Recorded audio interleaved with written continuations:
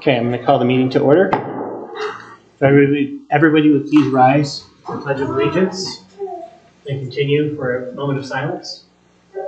I pledge allegiance to the flag of the United States of America and to the republic for which it stands, one nation, under God, indivisible, with liberty and justice for all.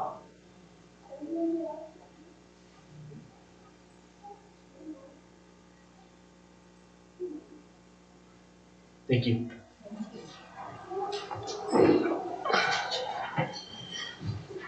Okay, first thing is roll call. Jane, would you please call the roll? Mayor Cindy Simpson. Mayor Pro Tem Brett McWhorter. Here. Trustee Daniel Hennick. Here. Trustee Andres Esparza. Here. Trustee Richard Tuckmar. Here. Trustee David Payton. Here on the phone. Trustee Nick Manning. And Student Liaison Haley. Okay, we have a quorum. Next on the agenda is the approval of the agenda. I would entertain a motion. I recommend we approve the agenda as presented by staff. A second. So we have a motion by Trustee Richard Tokar and a second by Trustee Daniel Hennick. All in favor say aye. Aye. All opposed, same sound. Okay, motion passes. Next is the approval of the minutes of April 24th, 2024, and I would entertain a motion. A motion to approve the minutes. Second motion. Okay, we have a motion by Trustee Daniel Hennick to approve the minutes of April 24th, 2024, as presented by staff, and a second by Trustee Andres Esparza. All in favor say aye. Aye. Aye. Okay. Aye. Motion passes. Next on the agenda, we have the Treasurer's Report, April Bills and Claims. Does anybody have any questions? Seeing none, I would entertain a motion. I'll make a motion we approve the bills and claims as presented by staff. I'll second. I have a motion by Trustee Richard Tokar to approve the Treasurer's Report, April Bills and Claims, and a second by Trustee Daniel Hennick. All in favor say aye. Aye. Aye. All opposed? Nobody? It passes. Next on the agenda is item G, audience business. And I have a list here. Just a quick reminder to all, the board does not take any action during audience business.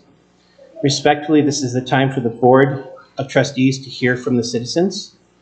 The Board of Trustees will have an opportunity to speak later in the agenda if we would like to add anything to the agenda at a future date. Each speaker has 5 minutes to address the board. Please address the board, not the audience. And first on our list is Dana Thompson. And if you would please come to the podium and speak your name and your address for the record.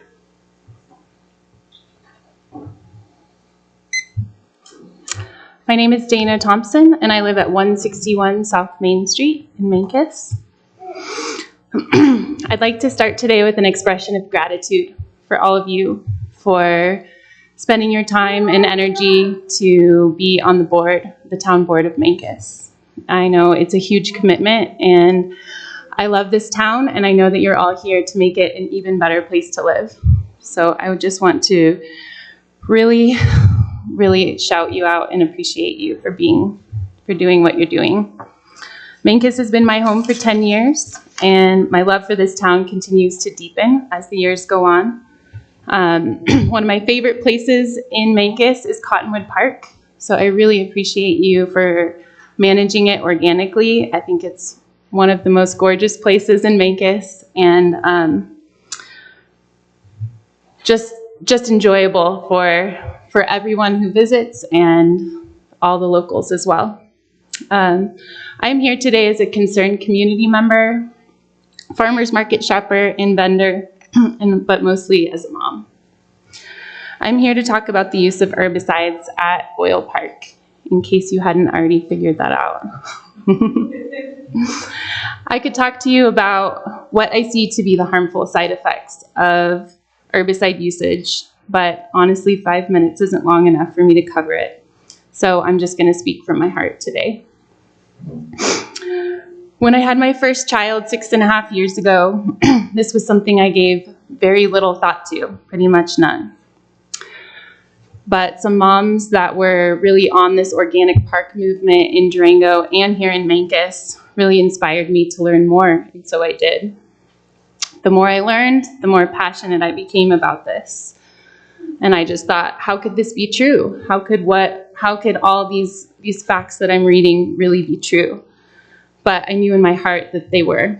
I looked at my precious baby, the one who's now a big boy in the back there, the one that I would do anything to protect. I had to keep him safe. So for the last 6.5 years, I've kept him away from Boyle Park for months after the spray date.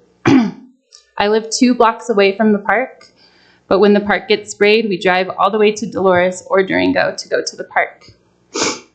But I know that there's much more that can be done than just driving to a different park.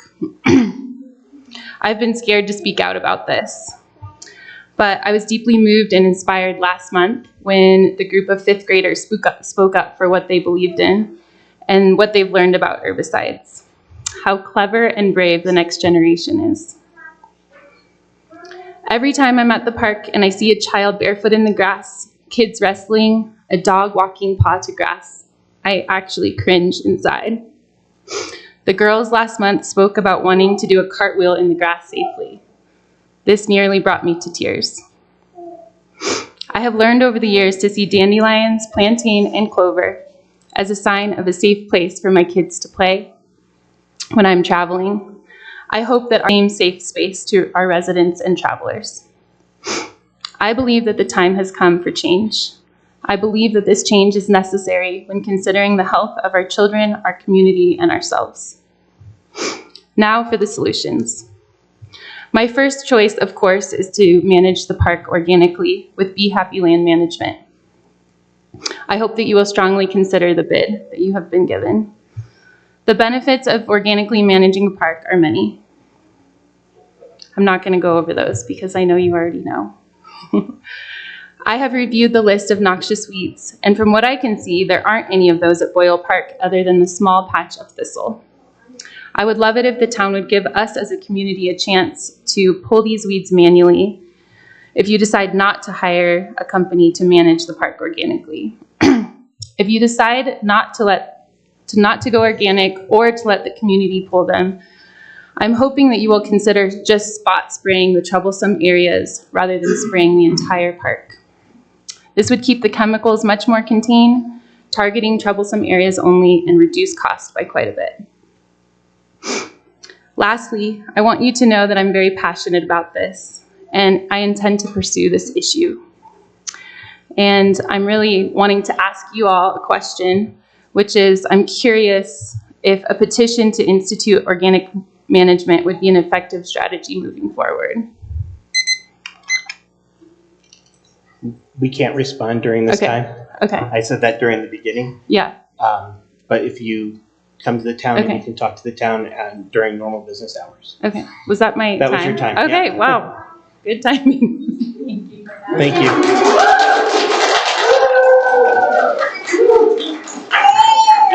Okay, next is Danielle Morrissey. Hello, members of the board. My name is Danielle Morrissey, and I live at 107 West Street in Mancos. And I'm here also to give my comments on the spraying of Boyle Park. I've been an organic farmer for almost a decade, and it is the job of an organic farmer to understand the impact of herbicides and pesticides and the impact that they have on our health and the health of our environment. There are studies linking certain chemicals found in these herbicides to cancer, disabilities, and other degenerative diseases. And these chemicals are carcinogenic, they are endocrine disruptors, which means that they affect our hormonal systems. They're also persistent, which means that the chemicals don't break down for years in our soil or in our waterways, and they end up in the groundwater and in our waterways, such as the Mancos River. And as an organic farmer, I care for the health of my community for which I grow the food, and I am also a parent, and I care for the health of our townspeople and of our children. I take many, many measures to keep myself, my family, and my child healthy. Yet, if she goes to the park to play in the beautiful grass, beautiful park in our town that we love going to and we go to every week, I know that these harmful chemicals are entering her developing body, and it is very disconcerting for me. As an organic farmer as well, most organic farmers know about something called OMRI, which is a database for organic approved sprays and products. And there are many herbicides and pesticides listed on that do not contain those harmful toxic chemicals, and I'd be happy to research some of those and send them in an email your way. And I just believe that it is important to me and to many of my friends here in Mancos to exhaust any and all alternatives in order to protect the health of our children and our waterways. These pollutants exist everywhere in the world. Let's keep them out of our own children's hometown park. Thank you so much for your time. Thank you.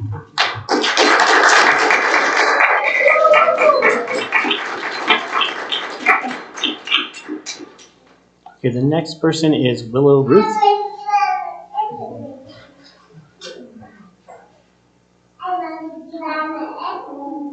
Hi, I'm Willow Ruth. I live at 14253 Road 36.75. And I Can you also... move the mic up a little? Yeah, sure. Thank you. Can't speak from my chest. Huh? I also want to start with gratitude and thank you all very much for what you do for this town and for the community. I actually have no idea what goes into your jobs. I'm just going to admit that.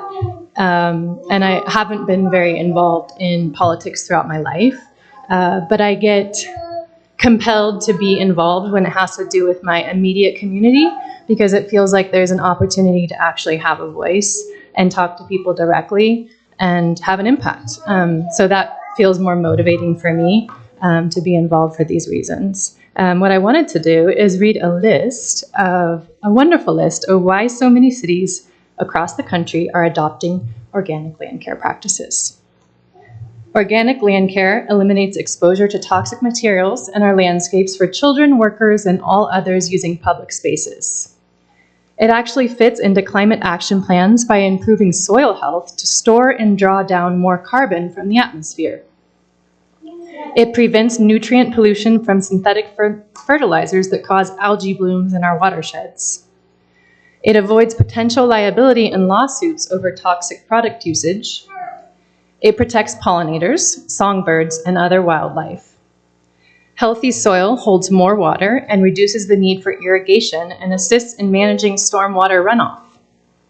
It sets a positive example for landowners in the community to follow, enhances educational opportunities and public image. It provides respite to those who may be disproportionately affected by environmental exposures. And last, it saves money over the long term due to a reduced need for irrigation, fertilizers, and other inputs. Thank you all very much. I appreciate your time. Thank you.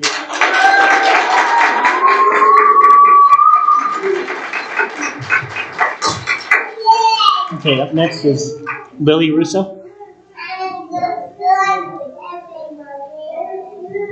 Hi, board members. Thank you so much for your service. Lily Russo, 311 East 1st Street. I'm also here to talk about the parks, and I want to thank all the people who have spoken so far. I'm in agreement. I've been very passionate about this for the past decade and working on this issue in various ways. I know that you guys have probably seen from the letters, the emails coming in, and the people here today that a lot of people really care about this issue, and I can tell that you do too.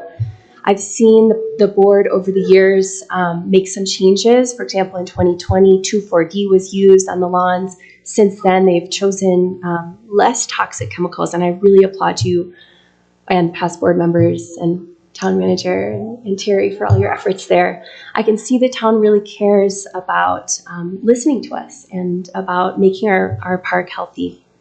I wanted to mention that I know that there's also needs that the town has in terms of, for example, making sure that there are no noxious weeds lists in the parks. Placating people who are concerned about broadleaf plants on the playing fields, and I really appreciate those needs. I wanted to mention that what I've noticed recently in the park is that it's actually, overall, there's a lot of grass. There's not that many weeds. The only weeds on the noxious list are in a very, very small corridor on the eastern edge. It's the same thistle that's been there for many years. The spraying is actually not really helping, as we can see, because they keep coming back. What I wanted to suggest is maybe instead of spraying this Friday, as we have always done, especially because you could see, how much passion there is right now. The 5th graders came and spoke. The town said to them that they're considering organic methods. Maybe this spring we could try something different. We could not spray. You could keep the contract with K Advantage Lawns for the fertilizer, skip the pesticides, try something new. We've got Katrina Blair here of Be Happy Lands. When they first made bids some years ago, they weren't as experienced with managing turf, but now they are, and you can see some of the parks in Durango that they've been managing organically for some years, and they look amazing. She can talk more about the methods that they use in a moment.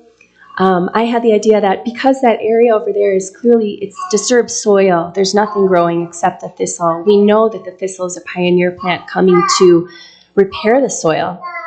Maybe we could do something to support the soil over there instead of spraying it with herbicides and pesticides that will actually damage the soil life more. Maybe we could think of something outside the box. Like maybe that area could be restored with some drought-tolerant landscaping. As Dana said, I also wanted to volunteer to help manually weed them for now until we come up with a more long-term solution to manage the problem of the noxious weeds.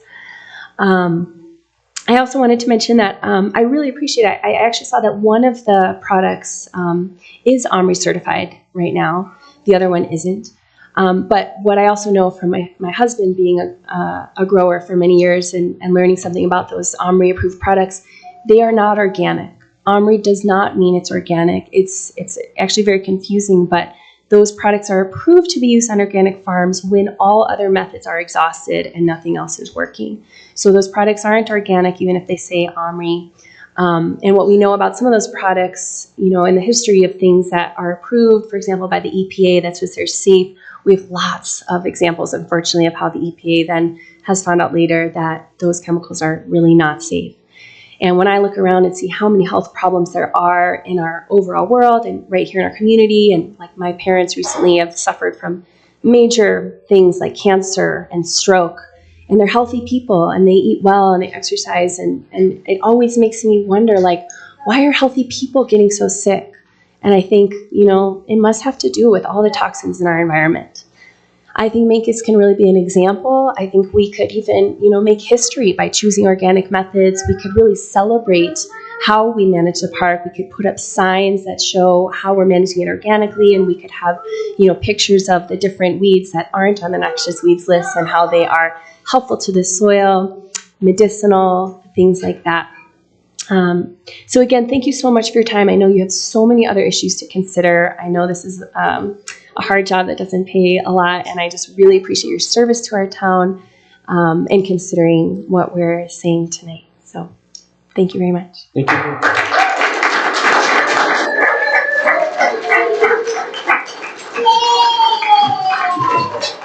Okay, Katrina Blair.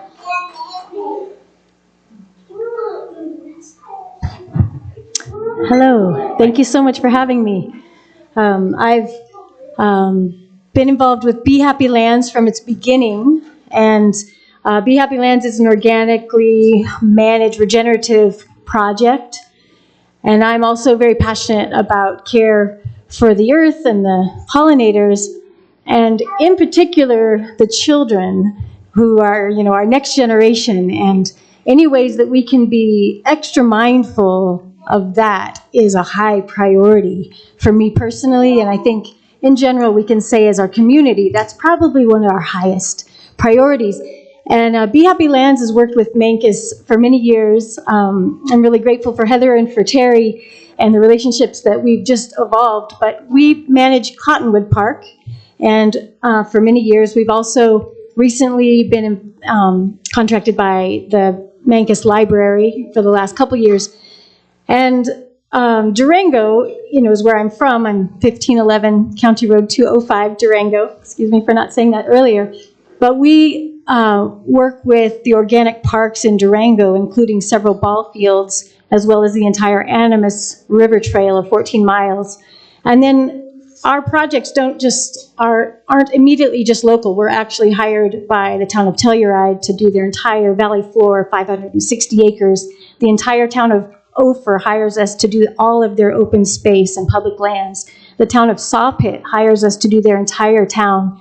And then we go to Cromo, and to Carbondale is hiring us to go and teach their entire park and recreation department, May 24th, which is our second year of doing training there. But it's been a really affluent and abundant relationship of building our knowledge. How do we care for the land so it's beautiful, it's functional, and it's clean for the kids and the pollinators?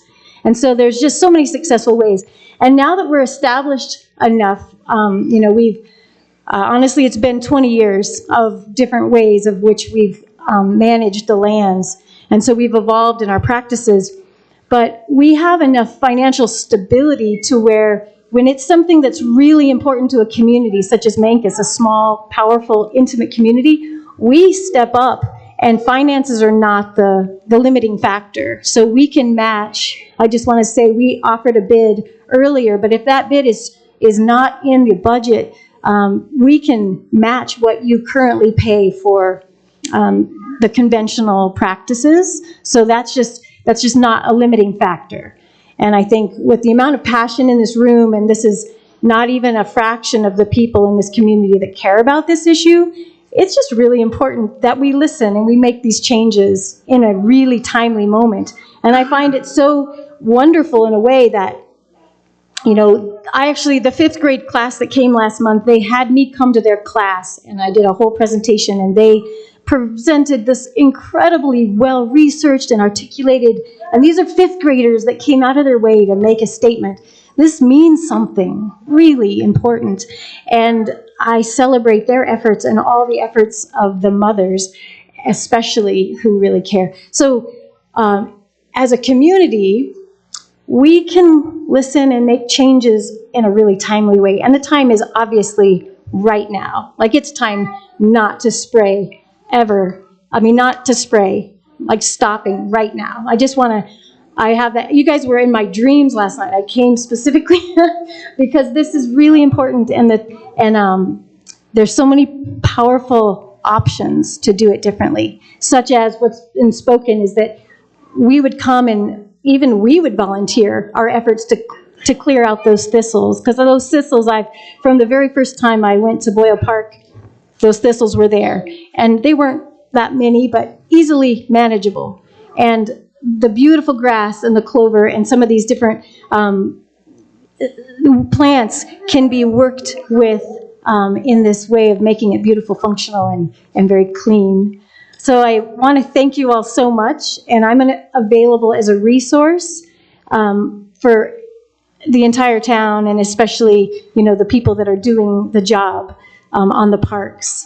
So I'm available in any way I can be to help. Thank you so much. Thank you.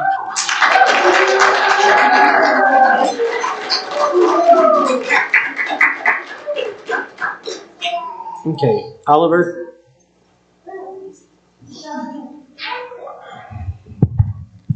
Good evening, board members, ladies and gentlemen. Thank you for the time to speak tonight. Firstly, let me lead off and echo what everyone else has said. Can you say your name and Yeah, I'm sorry. It's Oliver Scott Tomlin, 311 East 1st Street. Thank you. And normally I wouldn't really lend my voice to something, but I can see that there's a lot of interest in this, and I can see that there's noise from the town that this could be a possibility. I know there's a lot of concerned citizens, and I'm feeling that there's more and more people stepping forward, and I wanted to come forward in the capacity. I'm the husband that was spoken about. I ran a commercial grow operation for over 10 years. I prided myself on the fact that we were all organic. We created a living soil and produced some of the best product in the actual, in the whole of Colorado, and we won various awards for our product. One thing I learned, and I'm very familiar with the Omri products, I held a applicator's license and a trainer's license for 4 years, so I needed to know that we were inspected every 3 to 4 months, so I was very up on the products that we were using. And in the 10 years that I was doing that, products that we were allowed to use, 5, 6 years later, they would be out in the market. Suddenly there would be immune deficiencies within certain people and populations of groups, and they would get pulled again. So we never find out this information until it's been out there. My request now that there seems to be a solution is for the board to be proactive, to look ahead and say, maybe the products we think we're using right now are safe. I would say give it another 5 years before we actually find out. One of the main effects that these products have, yes, they have a half-life. Yes, they disappear a certain amount of time. There are traces and everything. But the issue is what they do to the soil. So when you apply them, they don't just kill the weeds, but they kill the microlife that supports the soil. The microlife is there so that it can break down organic material. It can feed the plant what it needs. So there's a natural cycle that takes place. When you remove the microlife, you remove the mycelium, you remove this complex network that feeds these plants, and you start to force feed the plant with fertilizers, and you give them phosphorus and phosphate, and you give them nitrogen. Whatever that plant can't uptake with its mere root system, it doesn't have this network anymore, turns sodic, turns to sodium, because it's a mineralized product. That's how they get it to be an instant fix. This then fixes in, so you get sodic soil. With sodic soil, it becomes acidic. Then you have other issues, and that gets into the waterways. So there's a big knock-on effect that happens. I'm very encouraged by the outpouring of people who are sitting here and the level of talent and resources that are in this room that the board has to draw on. And as a dad of a 7-year-old boy, I would really encourage and really support the board to make the healthy decision here and to give this a go and go with organic. And I really appreciate your time. Thank you. And you do a sterling job, by the way. Thank you.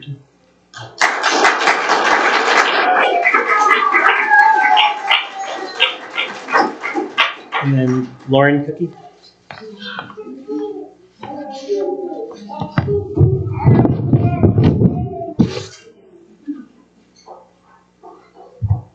Hello, my name is Lauren Cookie, and I live at, do you still need my address? Yes. 36983 Road P.2 here in Mancos. I've lived here in this community for about 5 years, and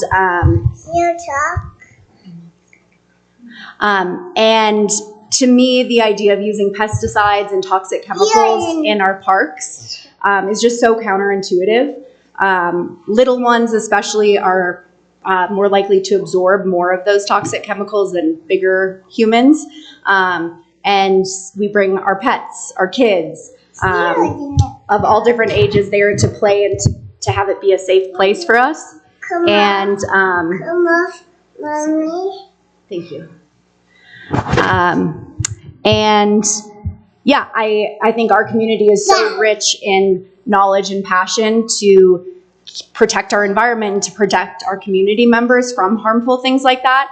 And I just urge you to give us an opportunity to try to use an organic alternative that will give you the same results that you're getting from having green grass, if that's the goal, without weeds. Like, we can definitely accomplish that. I'd just like to know, like, what we can do as community members to convince you to go that route. Like, if you need more money or funding, like, we can raise the money. If you need volunteers, we're here. We will show up. So yeah, thank you. Thank you.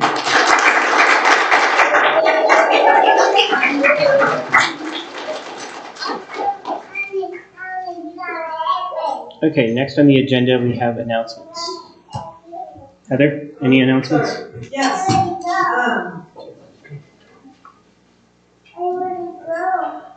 CML, May 20th in Cortez. We've heard from a few. I just wanted to remind you to please send your registration to Jamie.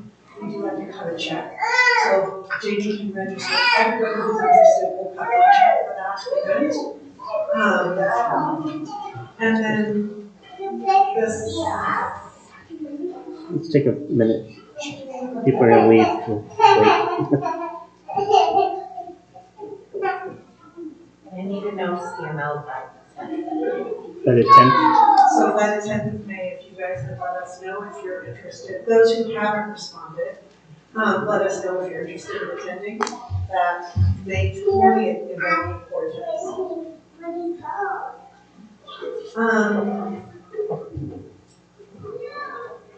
Is anybody sitting here interested in going to the CML annual conference in June? Okay, I'll get together with you tomorrow and register myself then. I'm not allowed. The boss spoke. Yep. So I'll get together with you tomorrow. Okay. That's all I have right now, and then, Jason has an announcement. Yeah, you're gonna see a couple flyers hanging up around town, or online, but I'm doing, open drop-in office hours at the chamber, a few times a month. I did it for the first time on Monday, and we had the businesses come in and ask their questions about start a business and how to get connected and things like that. So cool. I'm gonna keep doing that, and then probably gonna look at expanding that to maybe do some hours at the community center, since Mix United will be in there, it'll be kind of open space, and then Fahrenheit has invited me to come hang out and do some stuff on their patio this summer. So just gonna try some different places. Very cool. That's all we have for you. Okay. Next up, we have committee reports. Montezuma County Commissioner update. Gerald? Your turn, Gerald. Your turn. You awake?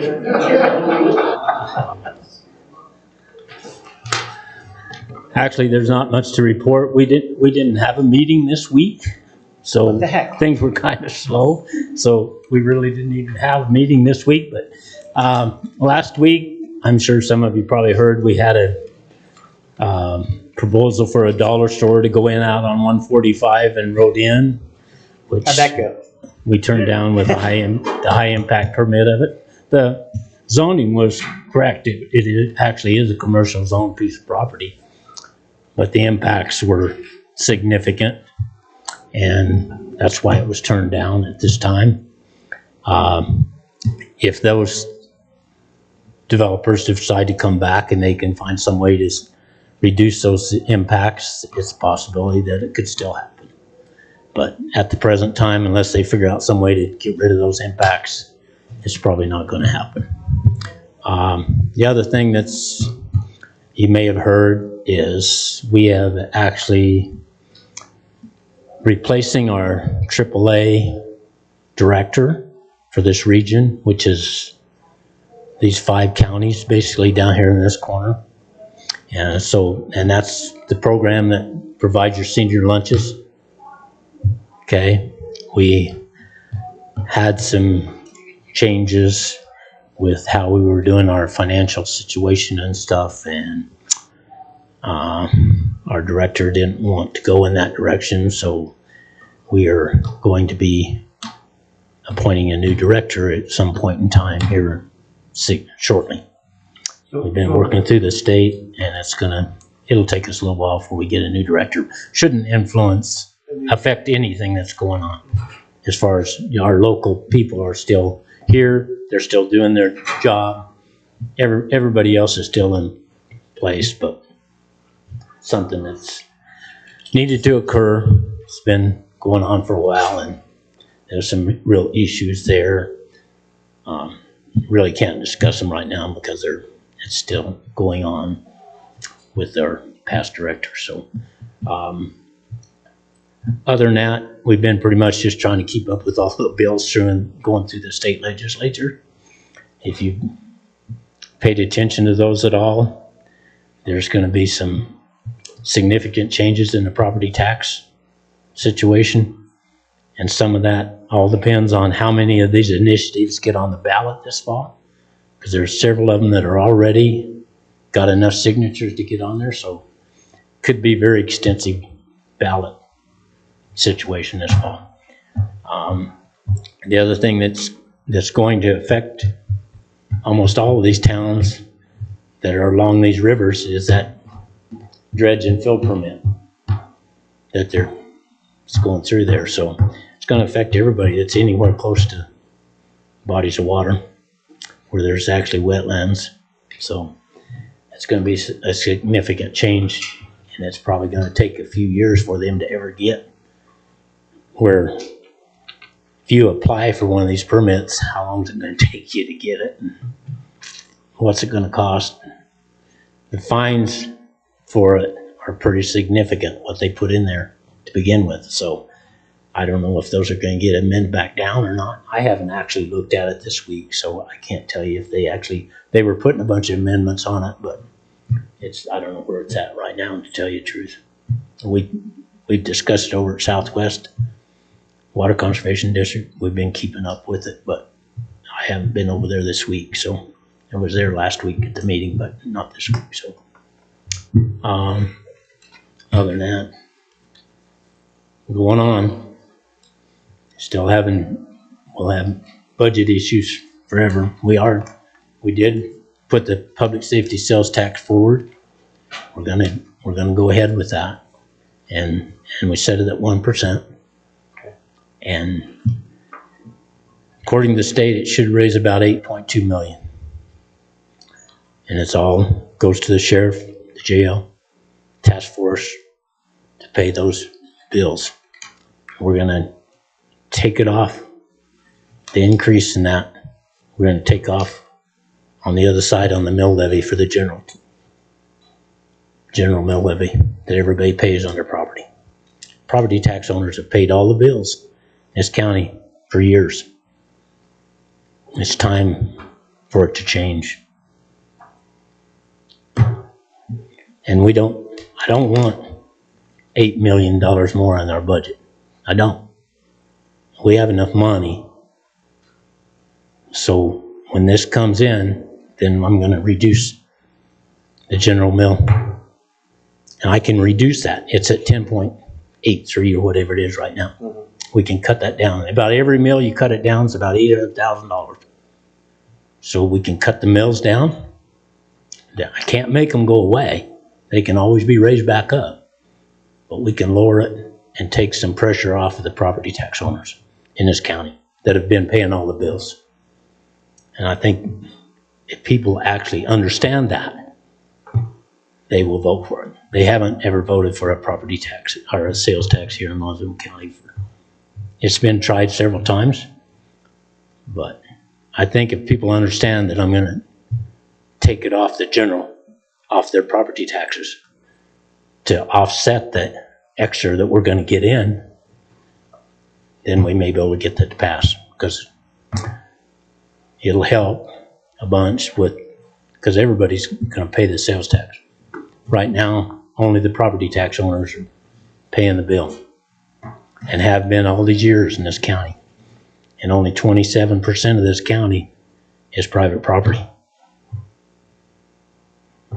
So all the people coming up here from New Mexico and everywhere else using this public land needs to help us out. That's my opinion. How are you guys going to get that word out? We're going to do it through the League of Women Voters, because we cannot spend any tax dollars to promote this. All I can do is talk about it. Yeah. That's all I can do. Can't spend a dime to do this. We have to have somebody else carry it. So the League of Women Voters is going to carry it for us, and we're going to have some public hearings around and stuff and try to get the word out to people. But I think if people actually understand what we're doing and that we're going to take it off the other side, they're not going to just give us another 8.2 million. Right. And I don't blame them. I really don't want it. But I want it to change who's paying this. Yeah. Who's paying all the taxes in this county.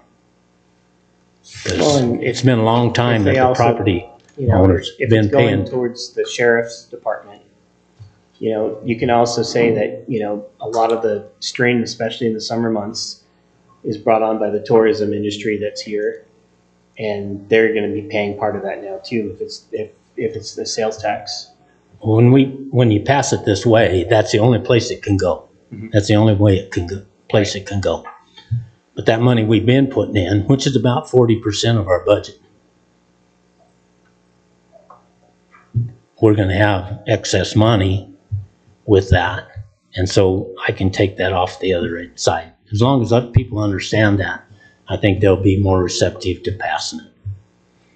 Because it's, you know, most people in this county are real conservative, so they don't want to just give us another $8 million. And I don't blame them. You know, so anyway, that's where we're at. Well, good luck with that. Did you guys, the Board of County Commissioners already passed that resolution? You're definitely going forward with the sales tax question in November, for sure. Yes. Okay. Nothing worse. State law prohibits it. If they ask for, if the county asks for a sales tax increase, we can endorse it. Mm. So, all right. Yeah, it's definitely going forward. Okay. Okay, Region 9 update? No meeting until July, right? No, we had a meeting. Oh, you had one? 2 weeks ago. Okay. Yeah, I don't know, just kind of standard updates. I would say that, as you guys know, Region 9's applied for a couple of grants around the broadband project regionally in the last couple of months.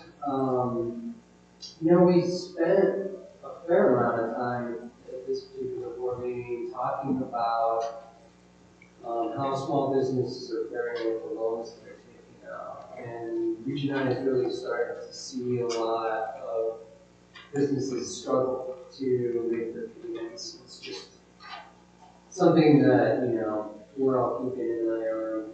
But yeah, just, you know, everything's costing more. You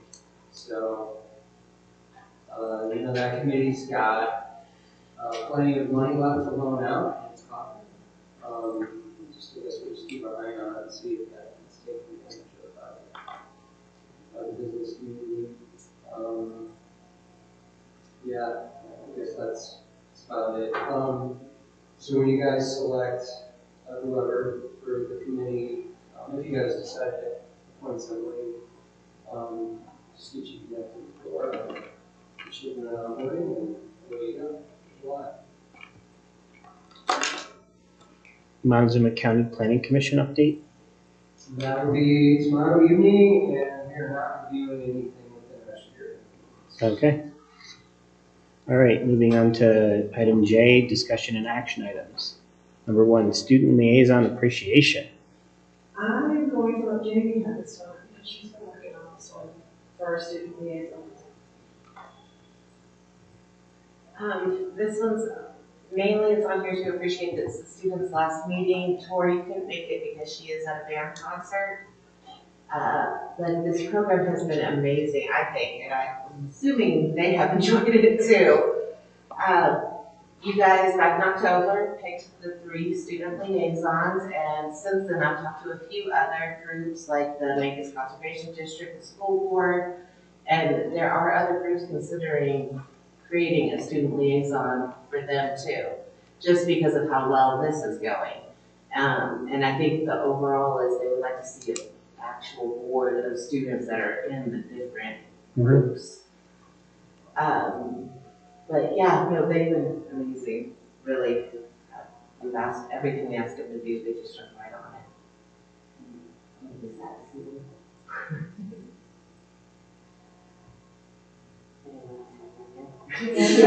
Well, I have a question.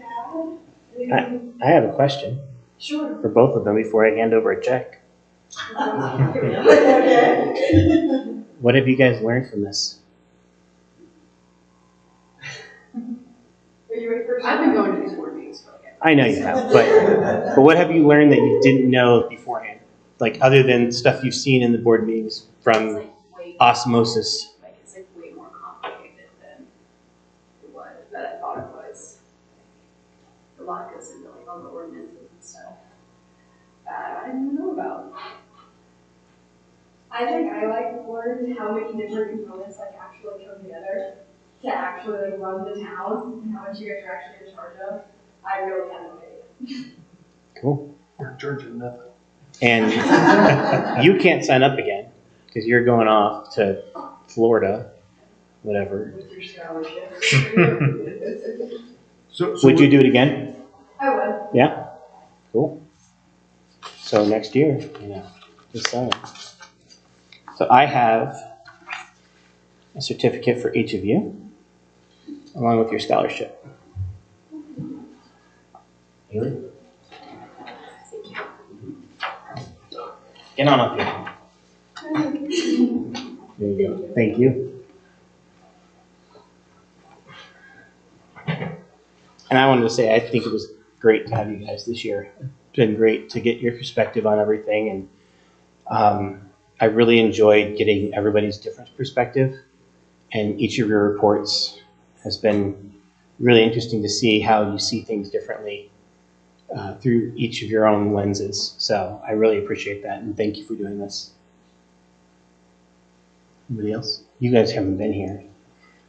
I just hope you guys come back and do it again. And pass it on to your friends and tell them there's an opportunity here. Cool. Okay, moving on. We have the MSM Enterprises LLC liquor license renewal. Yes, their renewal is up July 19th, 2024. They submitted their completed application, and there's been no violations, and Marshall has no objections to their renewal. Okay, anybody have any discussion? And I would entertain a motion. I recommend we approve the renewal of the 2024 MSSM Enterprise LLC DBA Mesa Verde Motel liquor license and authorize the town clerk to send an application to the Department of Revenue. Second the motion. Okay, I have a motion from trustee Richard Togart to approve the renewal of the 2024 MSSM Enterprises LLC DBA Mesa Verde Motel liquor license and authorize the town clerk to send the application to the Department of Revenue, and a second by trustee Andres Esparza. Jamie, will you call a roll? Mayor Pro Tem Brett McWhirter. Aye. Trustee Daniel Hennig. Aye. Trustee Andres Esparza. Aye. Trustee David Payton. Aye. Trustee Richard Tokar. Aye. Okay, the motion passes unanimous. All right, moving along.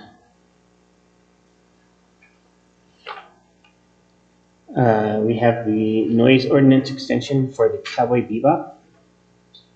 Yes, so Mike Hicks had sent in a request to have a noise ordinance extension for a Cowboy Bebop. I believe they call it a rave too. Yeah, somewhere in there, yeah. The Makers Creative District is going to sponsor this event. And honestly, what you see is what I know he cannot attend tonight, so if you have any questions, hopefully I can answer them. I noticed at the end, it was just at the latest at the time could be, there's no clear ask. Yes, I did ask about that, and they just wanted to know how late they can have this, pretty much, if the noise extension. They did not have a time. And the address is right near the grade school, correct? Is that? No, this is the No. Buffalo building. The Buffalo building out off of Monty Street. Oh, okay.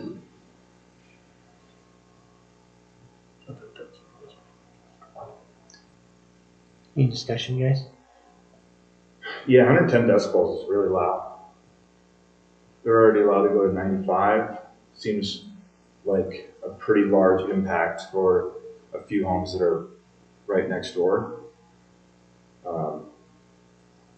And they're already permitted to go to 95, which, I did a little bit of research just to kind of understand what decibels mean. And so for context, like 110 is associated with a live rock concert or running a jackhammer without hearing protection. So that's how loud they're asking to be after 10 p.m. Okay. I kind of agree, we do have some homeowners there. Have they went around and communicated this stuff to them as far as if they're okay with it? I've heard from a couple people who live over there already that are definitely not okay with it.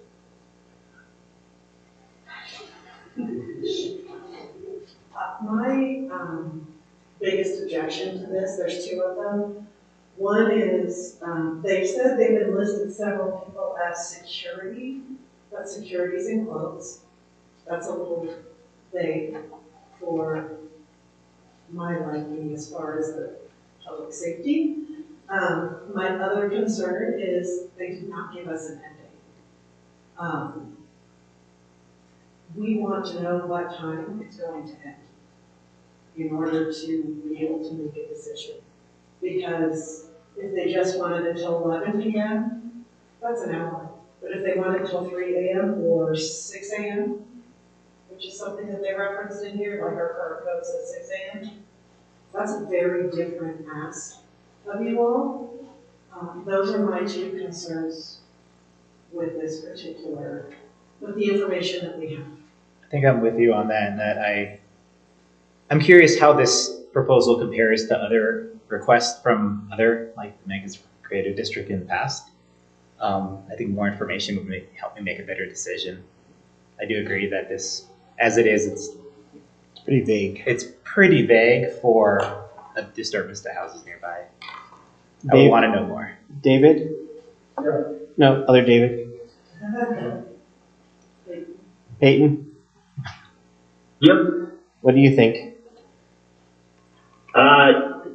Y'all have already said everything I've had in my mind. Are the people nearby going to be okay?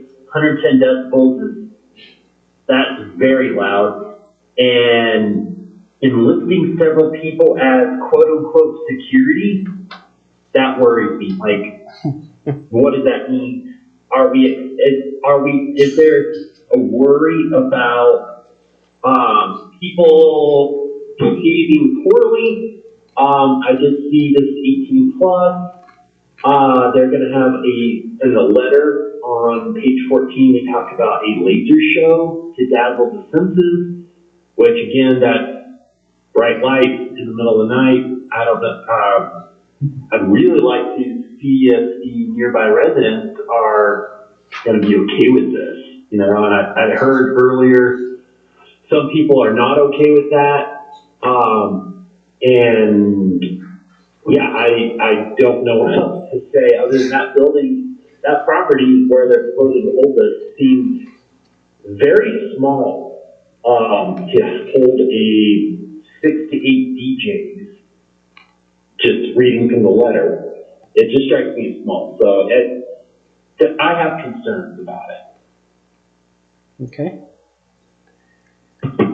Yeah, I think we're trying to balance we're balancing the town's, residents, quiet enjoyment of their homes and their ability to sleep and, versus some revelry.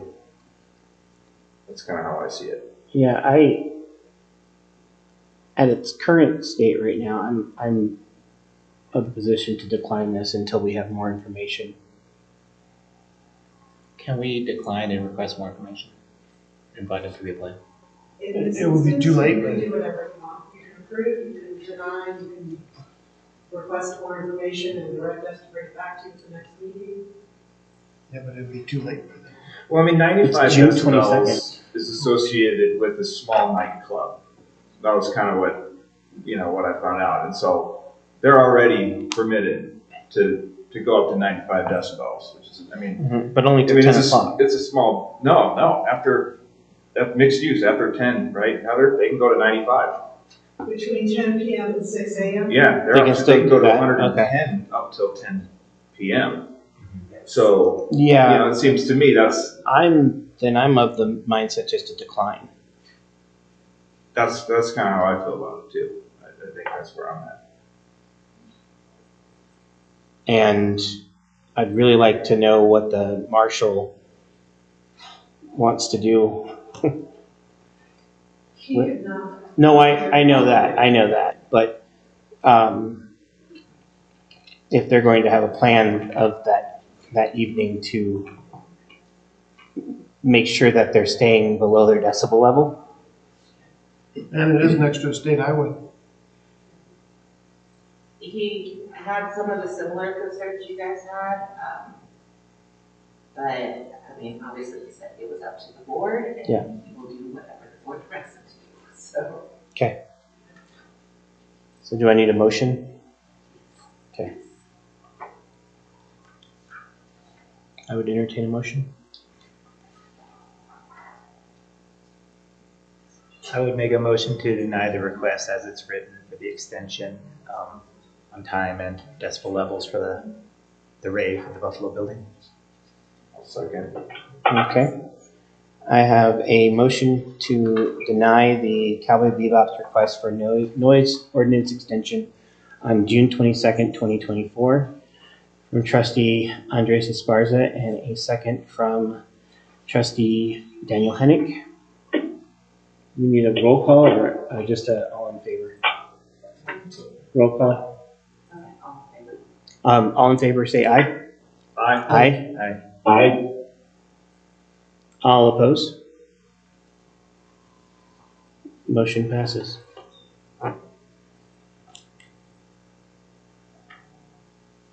Okay, moving ahead. We have another noise ordinance extension. This one's different. Yeah, this one's. This one's very different, yeah.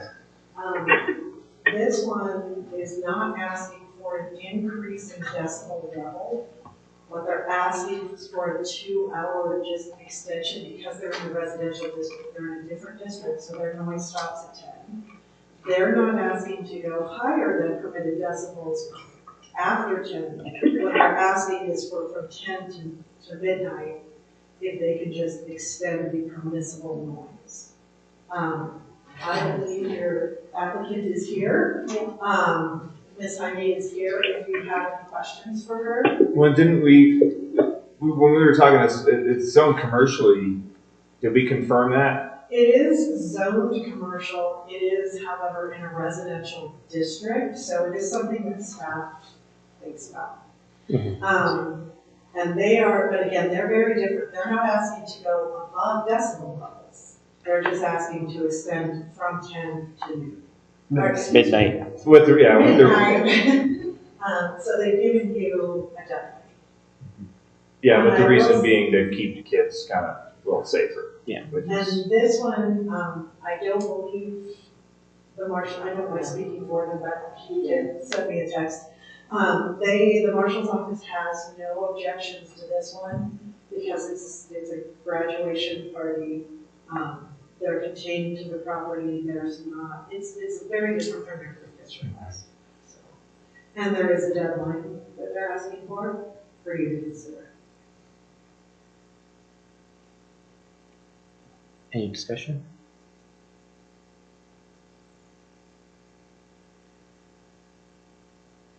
No? David, do you have anything? Really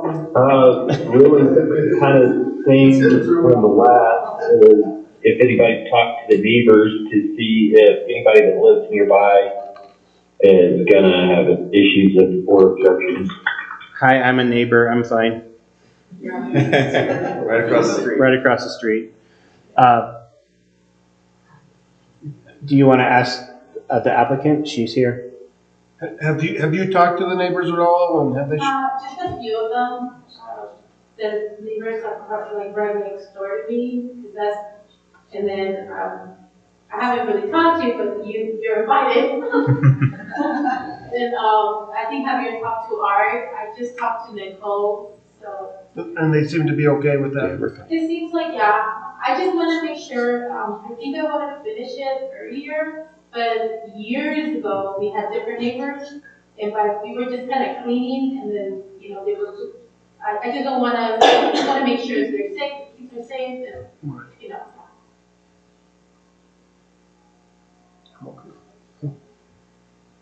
Then I would entertain a motion.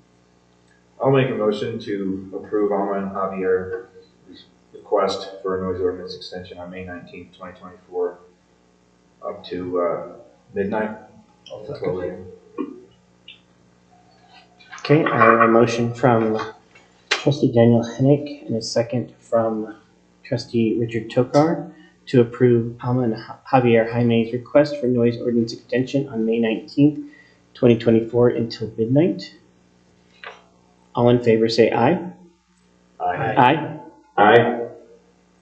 Okay, I think it's unanimous, so there we go. Thank you. Moving along. Thank you so much. Keep them safe. Thanks. Okay, next is Resolution 11, Series 2024, Financial Authorization. This is standard housekeeping after every election. The mayor and mayor pro tem, after every election, we always update our financial signatory cards at the bank. The town clerk and the town administrator are authorized to sign on all of the accounts. And then because our checks require two signatures on the off chance that one of us is out of the office, we always have the mayor and the mayor pro tem as signatures as well, just to make sure that we can get checks out at a timely manner.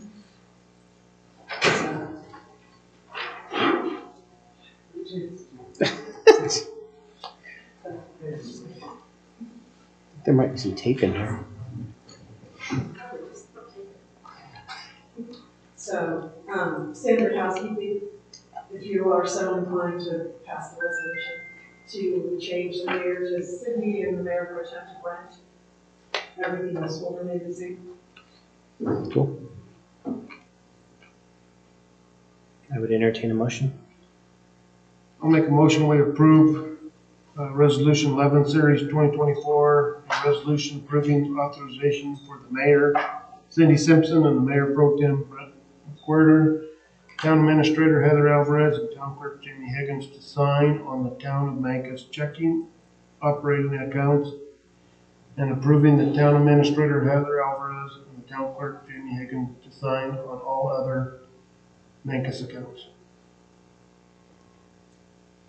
Second the motion to approve Resolution 11. Okay, I have a motion by Trustee Richard Tokar and a second by Trustee Andres Esparza to approve Resolution 11, Series 2024, a resolution approving authorization for Mayor Cindy Simpson, Mayor Pro Tem Brent McWhirter, Town Administrator Heather Alvarez, and Town Clerk Treasurer Jamie Higgins to sign on Town of Mancos checking operating accounts, and approving the Town Administrator Heather Alvarez and Town Clerk Treasurer Jamie Higgins to sign on all other Town of Mancos accounts. Call roll. Mayor Pro Tem Brent McWhirter. Aye. Trustee Daniel Hennick. Aye. Trustee Andres Esparza. Aye. Trustee David Payton. Aye. Trustee Richard Tokar. Aye. Okay, motion passes. Moving along, we have committee appointments. So we can do a couple of things with this one. We do have two who are not here tonight. I don't know if they have any interest. But just to give you all some information, and if you want to choose your committees, and then I can bring back whatever committees are not chosen, bring it to the next meeting, however we want to do this, but a couple of pieces of information. On the Planning and Zoning Commission, the mayor must serve under statute. So we will need one trustee liaison if you so choose. The tree board, there is no trustee currently. Staff is doing that. Terry and Mercedes are doing that because the last time we selected committee members, there was no trustee interested in sitting on the tree board. So just because we have no trustee appointment now, doesn't mean we can't have one. If there's somebody interested in attending the tree board, those meetings are once a month. Planning commission is once a month. The TPR, I am the chair of the TPR, so just by default, I'm the primary, but we will need an alternate trustee to vote on our behalf in the event that I cannot attend the TPR meeting, because the chair of the TPR does get a vote. The Mains Valley Chamber, we do not have a trustee appointment currently. I'm a board member on the Mains Valley Chamber. So we can appoint you, you'll just have to, when you're here, just a basic update, kind of unbiased, no, that kind of thing, perfectly acceptable if that's what you want to do. Sure. Yeah. The Vegas Creative District, we don't have a trustee appointment currently. I believe Jason is meeting with Katie once a month. Are you still meeting with her once a month? Creative District? I'm sorry, with Chelsea once a month? Okay. So we do have staff meeting with them once a month, but if there's a trustee that's interested in being liaison to that, totally an option. The ones that do not have trustee appointments, staff stepped up. If a trustee is very interested in one of these, staff will take a step back. Make us friends at the library, that just kind of went by the wayside. And the trustee that was doing that, there was some misunderstandings about the attendance. I think we talked about this a little bit in the informal kind of workshop where you sit in the back and nod and they think, oh, the town just approved our project. This was the Friends of the Library, so we took a step back off of that one. And the Mega School Board, the trustee that was the liaison to that just kind of stopped attending when COVID happened and they went virtual. That trustee felt that anybody who was interested could watch those board meetings virtually if they're interested. And then Region 9 was Janice, was our primary, and Jason was our alternate, because we will need a primary and an alternate for that.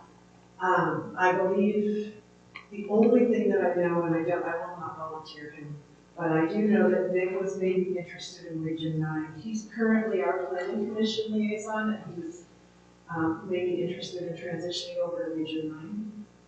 So if one of you is interested, yes. So can we table this until we have a full panel? You can. I mean. The only one that I need sooner rather than later is Region 9 and TPR. Because both of those. But Jason's currently in Region 9 also, right? Yeah. So can we hold off until everybody's here, so we don't throw somebody under the bus? By saying, hey, you know what, Nick worked for me. The only one I do need is TPR, if there's somebody. Well, I'll stay on TPR with you. Okay. All right. I mean, I'll stay on TPR. Okay. I mean, that's not a big deal, but the rest of these guys need a. Can we put this on our agenda for the retreat? So that we'll all be there at the retreat. We can kind of discuss these a little bit and then put it on the next agenda, possibly. Yep, I can do that. That way we have a little bit more understanding of like because these things do each take one time. is. Absolutely.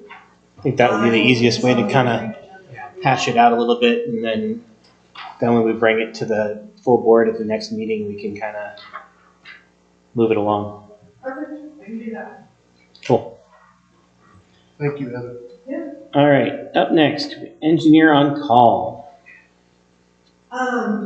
So 2 years ago, we put out an RFP for a town contracted engineer on call to allow us to go straight to our engineer in the event that we have large commercial development. They're required to review cost estimates and plans and that kind of thing. We went through the RFP process, we selected SGM, and they've done a phenomenal job for us, and I think to date we've spent maybe $45,000. That was through December, so maybe we've spent $47,000 with them over the last 2 years, out of a $250,000 contract. So I'm asking if we can renew the contract with them for another 2 years. We do not like to obligate future boards, which is why our contracts tend to be 2 years in length. So I'm asking this board if we can just extend the contract with them. I did ask Terry if he felt we extended, but he has absolutely no objections. They've been wonderful to work with, they're responsive, and it has helped us kind of keep projects moving forward. For example, with the Dollar General proposed development, it ended up falling through, but it was very helpful for the town to have an engineer under contract on call to review those plan sets and review their proposed public costs of public improvements and go back and say, no, these are low, you guys need to go a little bit higher, that type of thing is very helpful to the town. SGM's done a great job. So we're just asking if we can renew that contract. It would start over for another $250,000, and that does not give, for the new board members, that does not give staff a blank check to approve a $250,000 project. We still have a purchasing policy with limits as to what department heads can approve, what I can approve, what needs to come to you all, what needs to go out to bid. But it does allow us for things under board required approval. It allows us staff to just go straight to SGM. If it's a $2,000 project, we don't need to bid it out, we don't need to search for quotes, we can just use that type of thing. Or in the event of an emergency. So. Anybody have any questions, discussion? Is this like who was helping you out on the property last year, the garage? No, that's Safe Built. Safe, okay. Safe Built is our land use consulting company. And so, for example, if Jason receives a building permit application or subdivision application, we send those to Safe Built. The engineers are more for public required improvements. So, for example, if Creekside submits another subdivision request, they are required to put in streets, sidewalks, curb, gutter, water, and sewer infrastructure. Those become public improvements. SGM, as our engineer, reviews those to make sure that they're engineered properly.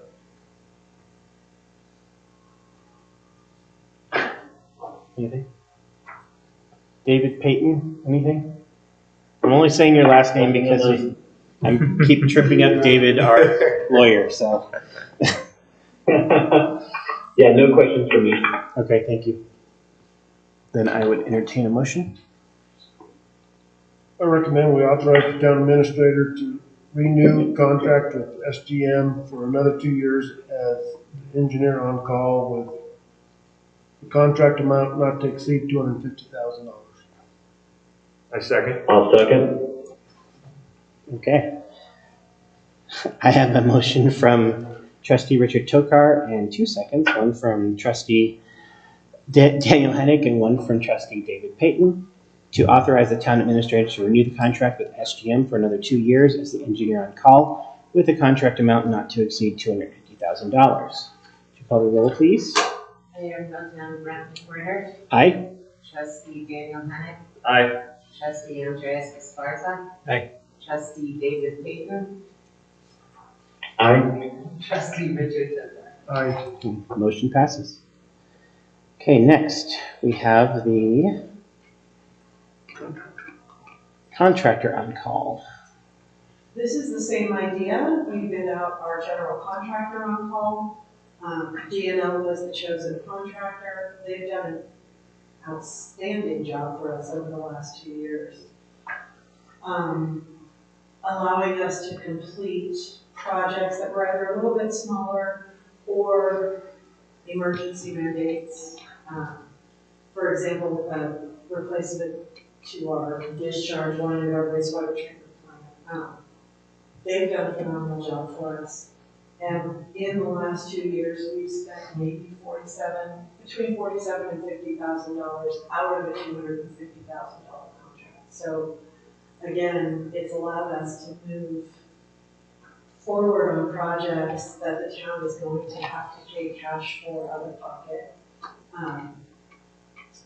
And it also is easier for us to get things done because, like, for example, due to the size, we did put out an RFP for bids on our marshal's office project. We got 0. This allows us to call DNL directly for some smaller projects, and they know that they're under contract and they just come to us. We're going to be having them do some curb cuts and curb repairs and sidewalk repairs under this contract, rather than having to bid it out and wait. And it's just easier and quicker for staff on certain projects. Again, anything that's grant funded, or we follow those financial policies and things like that, but in the event of an emergency or in the event of a project that we haven't got a bid for, we can call you and that will do the same of that contract. And I don't know if Terry wants to add anything, but no objections to their services or their work. They're again another company that's been wonderful to work with for us. And if it's approved, that $250,000 would start over for another 2 years. Make a motion to, oh, sorry. I was going to say, any discussion? David Payton. No question. Okay. Then I would entertain a motion. Make a motion to authorize the town administrator to renew contract with DNL Construction for another 2 years as the engineer on call with a contract amount not to exceed $250,000. I think that should say for the general contractor on call. Yeah. And I'll second. Okay, I have a motion from trustee Andres Esparza and a second from trustee Richard Tokar to authorize the town administrator to renew contract with DNL Construction for another 2 years as the general contractor on call with a contract amount not to exceed $250,000. Jamie, would you please call the roll? Mayor Pro Tem Brent McMurder. Aye. Trustee Daniel Hennick. Aye. Trustee Andres Esparza. Aye. Trustee David Payton. Aye. Trustee Richard Tokar. Aye. Okay, the motion passes. Okay, up next.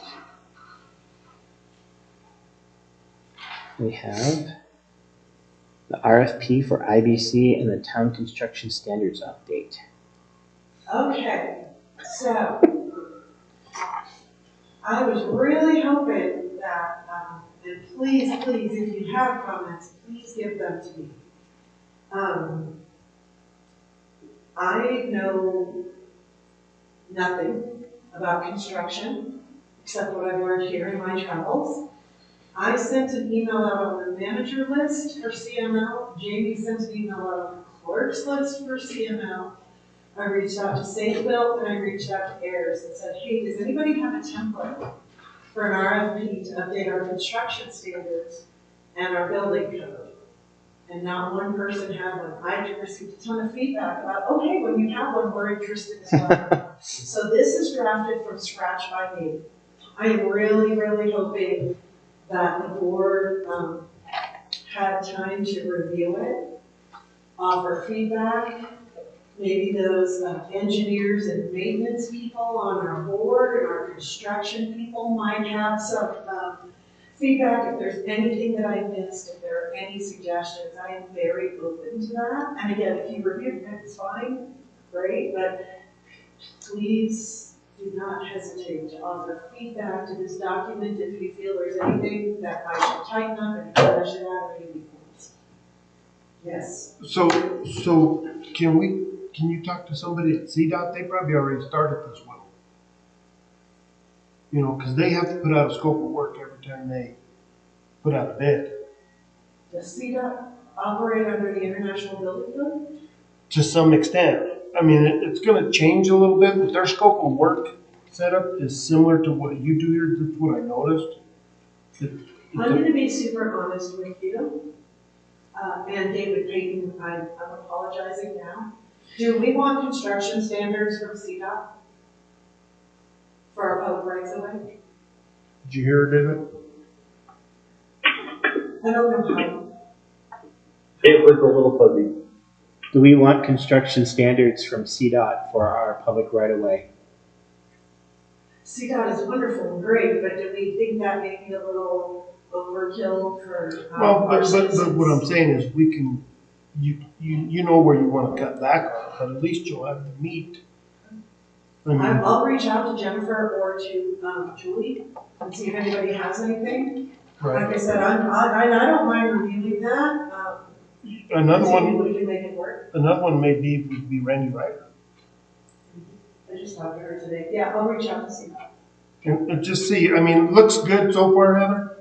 I mean, this is something that we're gonna have to sit down and kind of get into it a little bit. Well, this is the RFP itself. This is what I'm going to use to advertise for a consultant for the project. Right. So I want to make sure that what I'm putting out there for consultants to review is clear enough that they're comfortable offering a bid and offering to work with the town on the project. David, did you happen to read any of that RFP?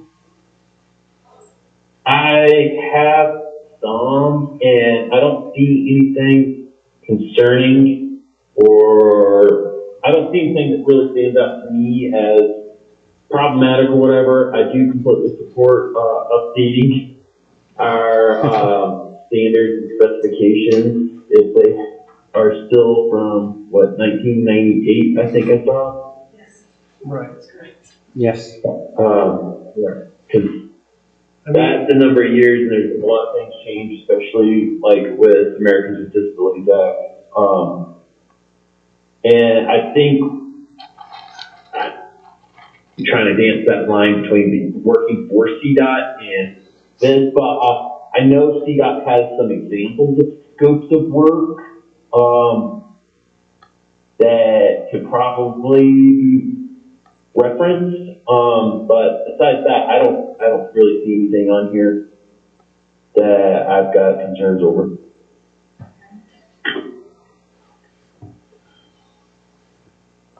Anything? Daniel? No, this time. No?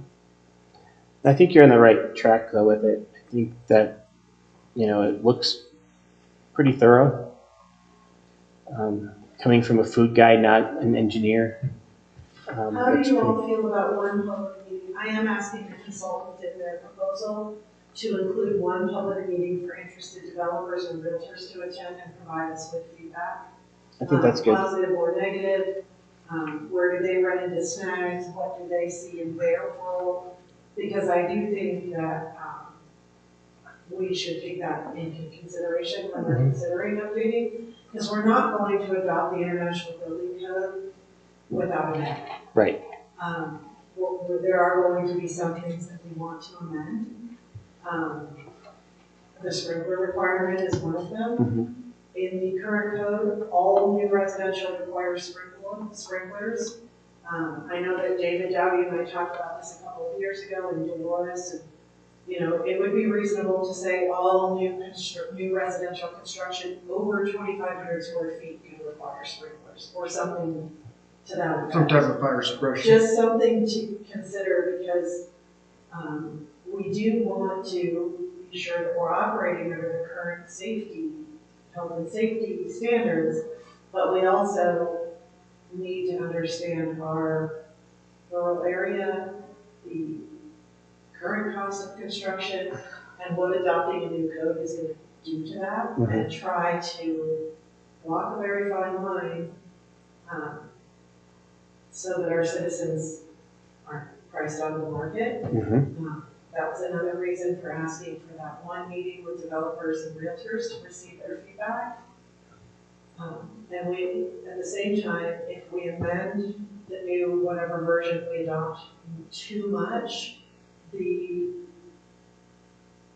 insurance policyholders in our town may not reap the benefit of lower insurance rates because we basically gutted the code. So we're going to be walking a fine line. But that's the biggest reason for that one time, because I do think that we need to have at least one to get feedback. Do you think one is enough? I think They're one. business people, so I think one is enough. If they're that interested in it, I think they'll make time to make to that meeting.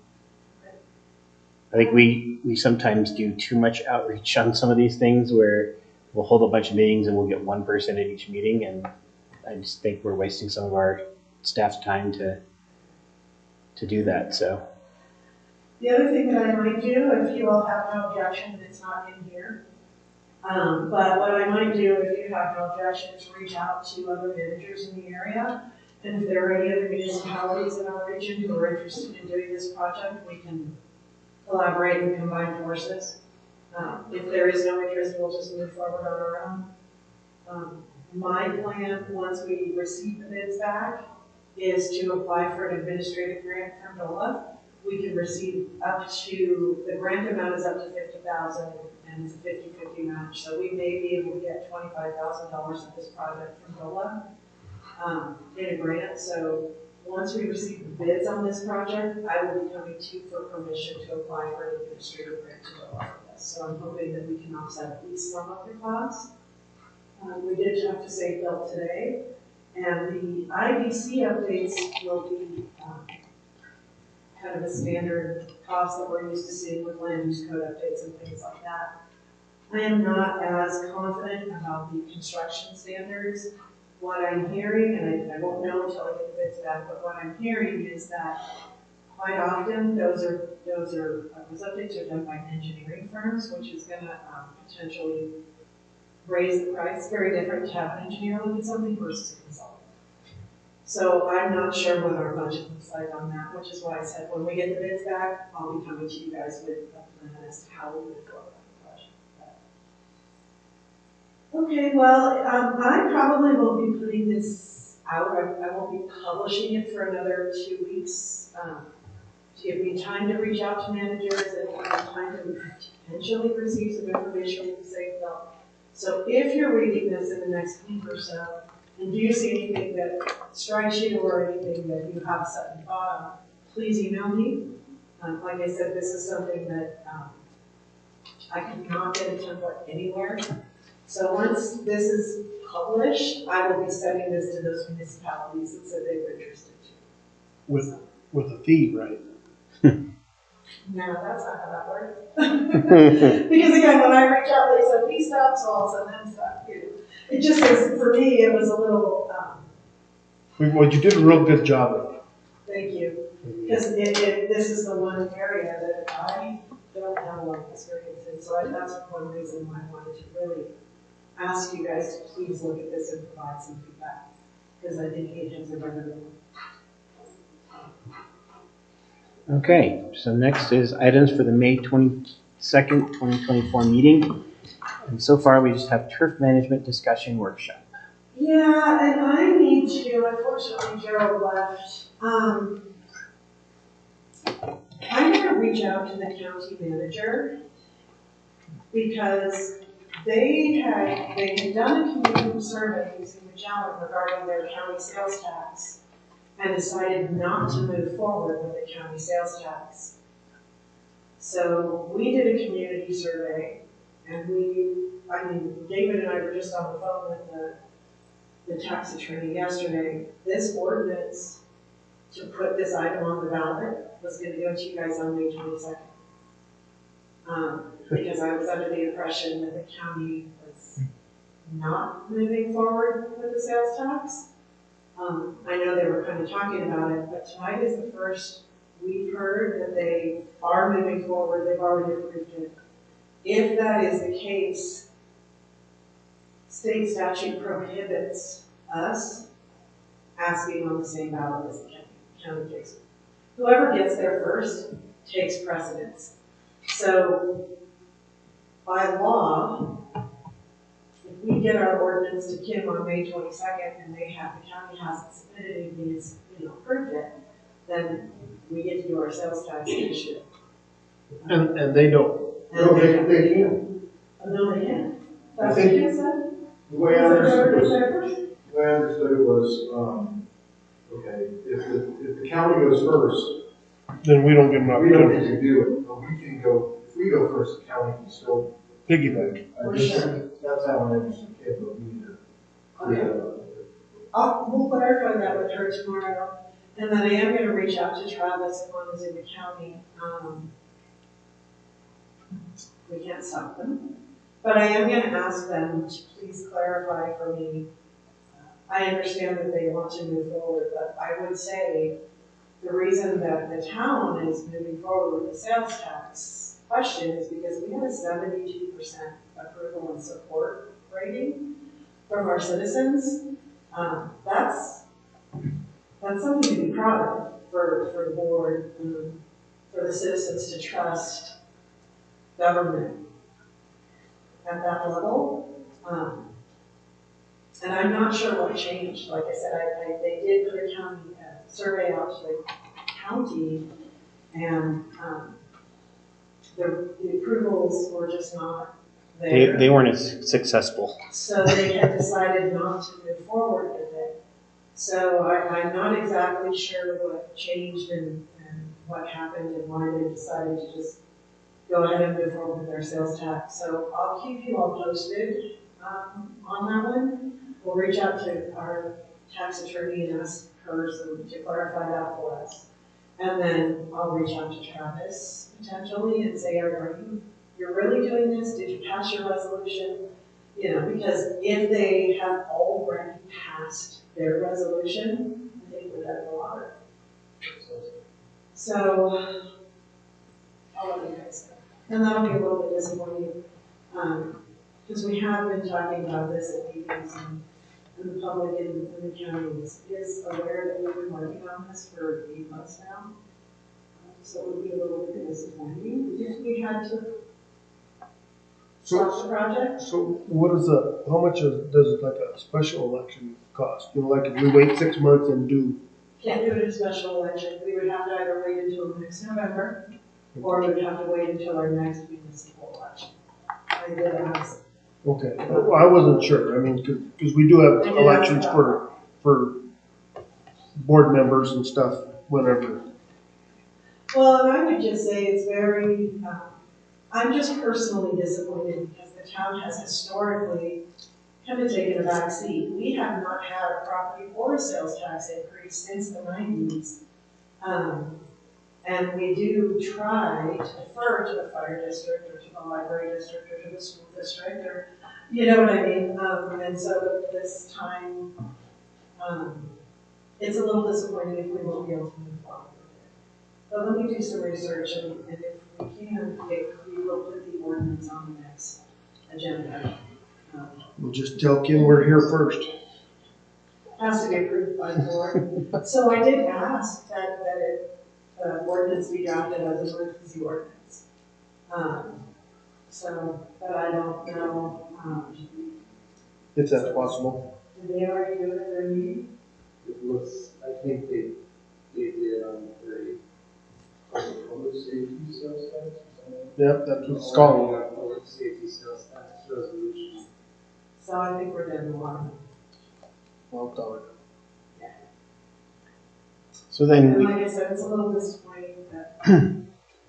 so then next Wednesday, we have Sursa here at 5:30. 5:30. You will also have 7 from Bayfield joining you. They have a new board, some new board members and staff over there, so they're coming here to join you. And I don't know if any members of the planning commission will join you. And that's at 5:30, right? 5:30. Yep, here.